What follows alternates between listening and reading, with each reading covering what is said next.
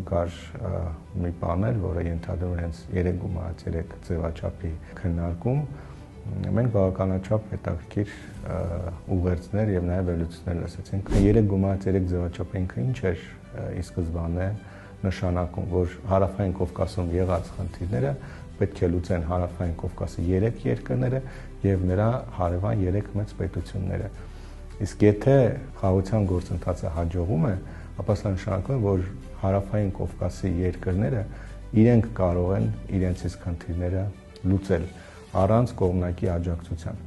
Իսկ լուծելով իրենց խնդիրները կամ այդ գործընթացին զուգահեռ, նրանք կարող են նաև ընտրել առանձին գործընկերների,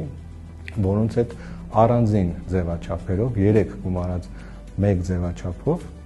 կսահմանեն տարբեր համագործակցություններ, հեռանկարներ համագործակցությունների կամ եղած խնդիրները կլուծեն հենց 3 գումարած 1 ձևաչափով։ Իսկ դա ինչ է ենթադրում։ Առանձին հարավկովկասյան 3 երկրներ գումարած, օրինակ Ռուսաստան գումարած,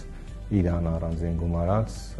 ուրեմն Թուրքիա, ինչու ոչ գումարած Եվրամիություն, գումարած Կենտրոնական Ասիա, գումարած Միացյալ Նահանգներ։ Ընդ որում այս ձևաչափը կարող է իրականացվել նաև առանձին տարածաշրջանների միջև համագործակցությամբ, այսինքն Հարավային Կովկաս գումարած Կենտրոնական Ասիա, Հարավային Կովկաս գումարած Եվրոպական Միություն, Հարավային Կովկաս օրինակ գումարած Պարսից ծոցի համագործակցության կազմակերպություն։ Այսինքն այս